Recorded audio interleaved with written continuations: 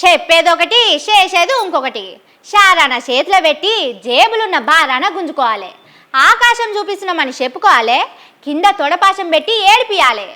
ఇవన్నీ ఎవరి గురించో మీకు సమజయ్యే ఉంటుంది. ఎందుకు అట్లా గప్పాలు కొట్టుకుంటారో, ఎందుకు ఇట్లా పబ్లిక్ ను పరేషాన్ చేస్తారో ఏమో. మాటలు కోటలు దాటుతాయి, చేతలు కడప కూడా దాటాయి.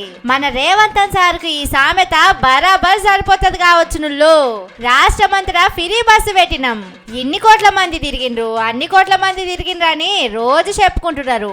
ఆడిబిడ్డల గౌరవం పెంచినవని కూడా మాట్లాడుతున్నారు. కానీ ముఖ్యమంత్రి సారోళ్ళ సొంత జిల్లాలున్న తాండూరులా పరిస్థితి ఎట్లున్నదో చూడుండ్రి.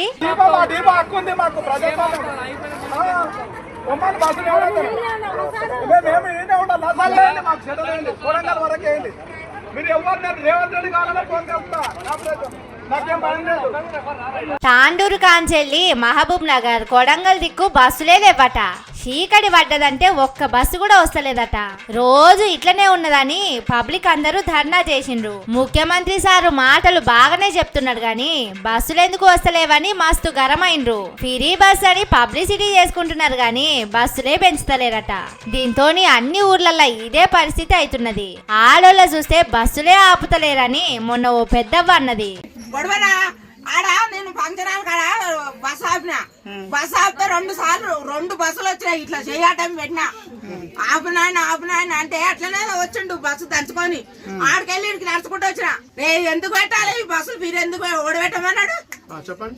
మేము అడిగినాము, మాకు బస్సు పిరి పెట్టాయో మీకు ఓటేసామని. బస్సు పిరి తీసేయాలి. అప్పట్ల కాళేశ్వరంలో కూడా బస్సులు రాకపోయే వరకు గుడికి పోయిన వాళ్ళకు మస్తు తిప్పలైంది. అయినా మన సీఎం సారు పట్టించుకుంటలేడాయే, బస్సుల మంత్రి పొన్నం సారు కూడా పట్టించుకుంటలేడాయే. పబ్లిసిటీ చేసుకుంటానికైతే ఊరికొస్తారు గాని మా తిప్పలు చూసడానికి ఎందుకు వస్తారని పబ్లిక్ మాట్లాడుకుంటున్నారు.